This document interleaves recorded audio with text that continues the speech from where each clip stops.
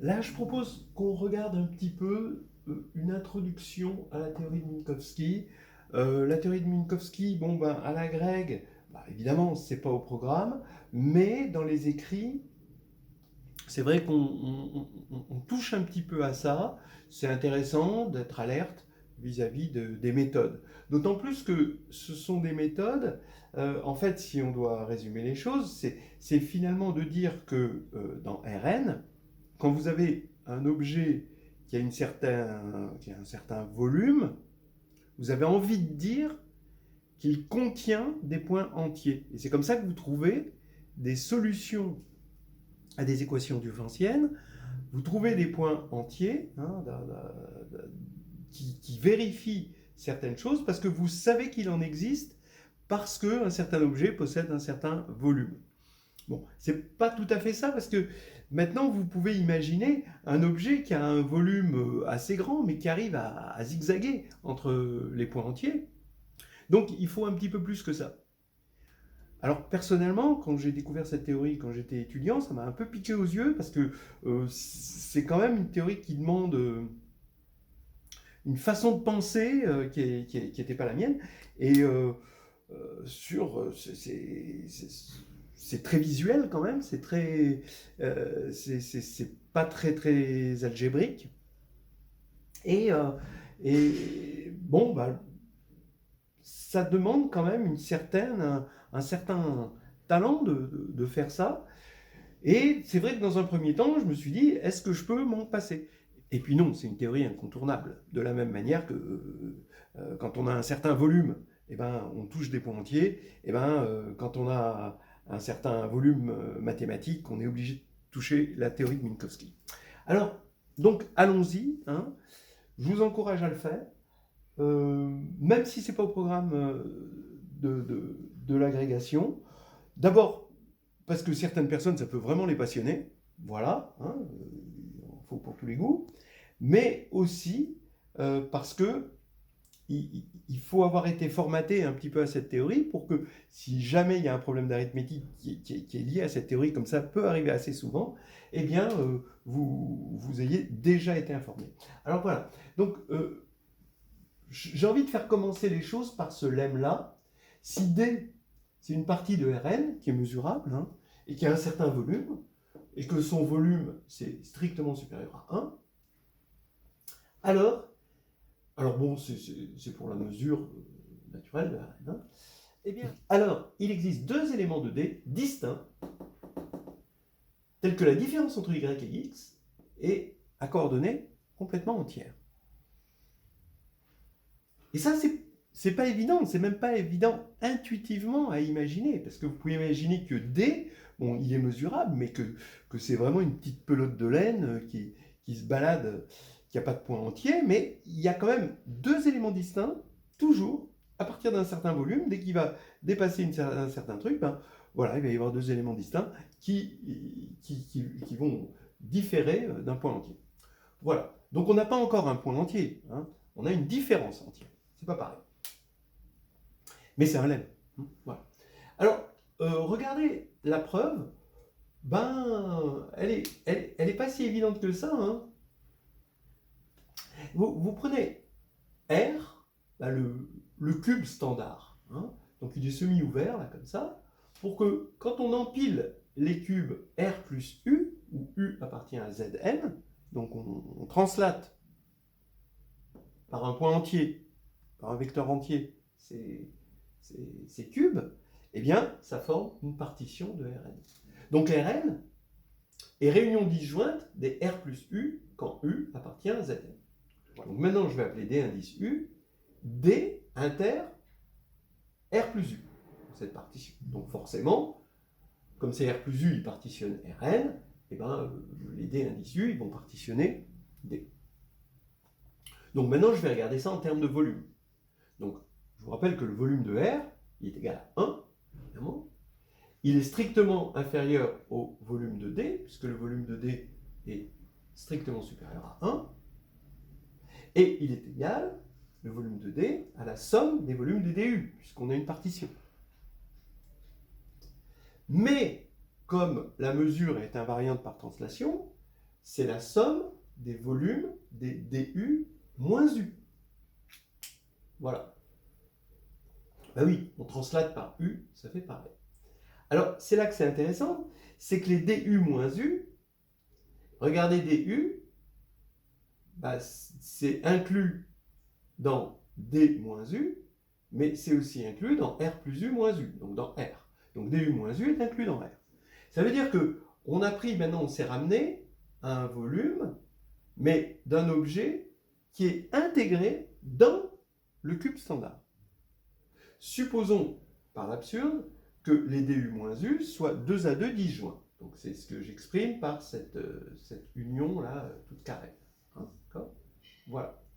Alors dans ce cas-là, cette somme-là serait égale au volume de ceci.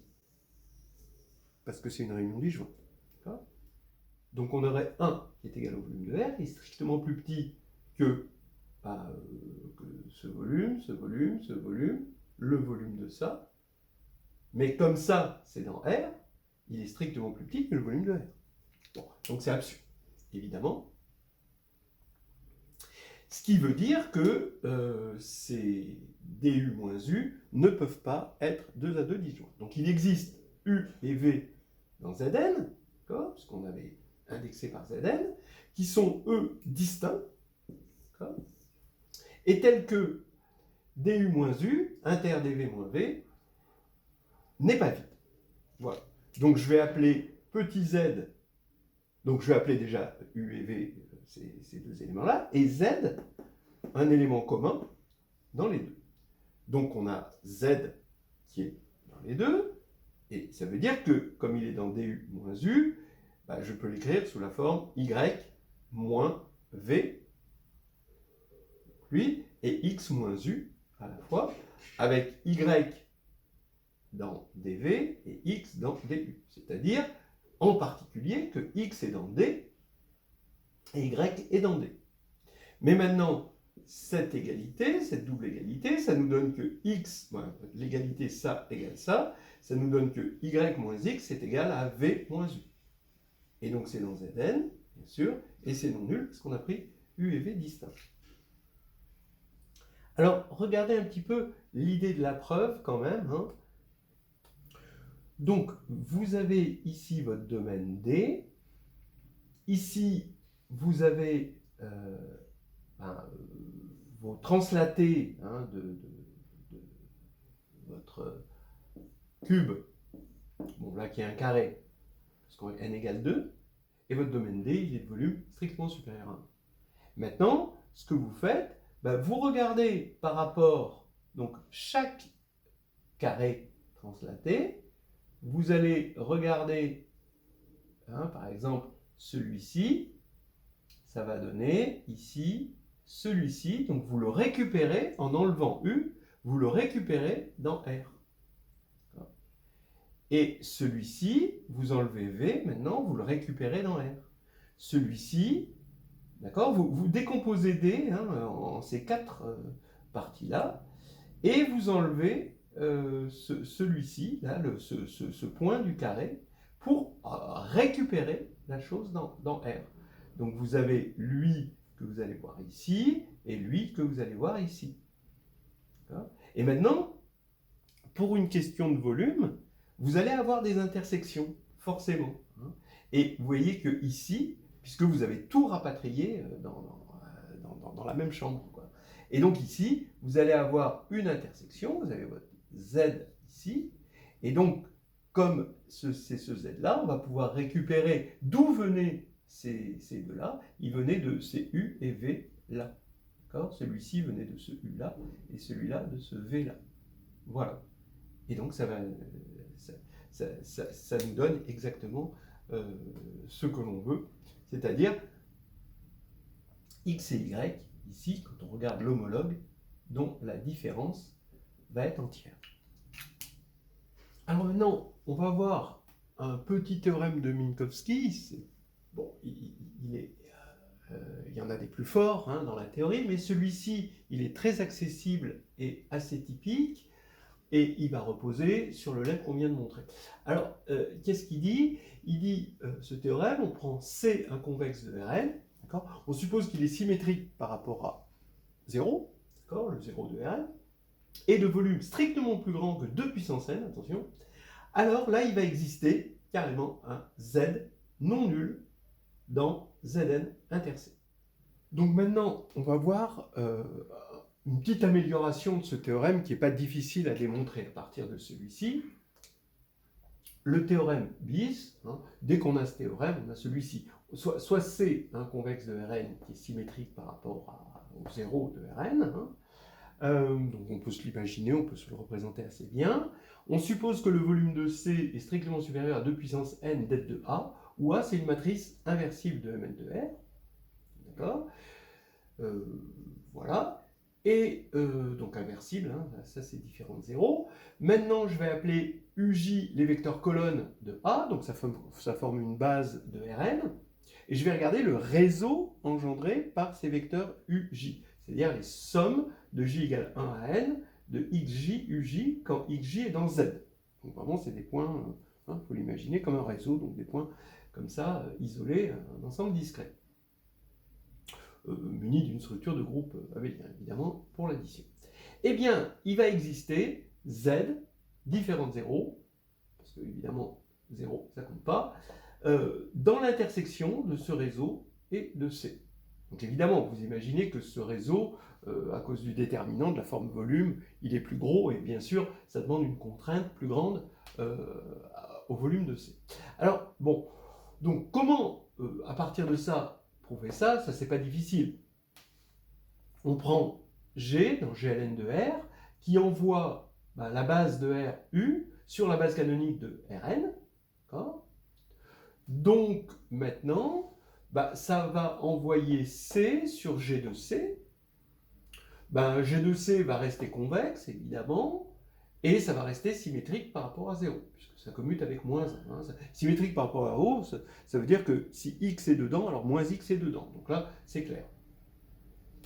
Et maintenant, comme G, son déterminant, c'est G, la matrice de G dans la base canonique, c'est l'inverse de la matrice de A, finalement.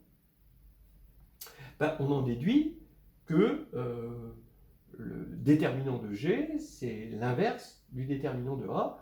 Donc, par les formes volume, le volume de G de C, c'est le volume de C divisé par det de A, donc qui va être strictement supérieur à 2 puissance n.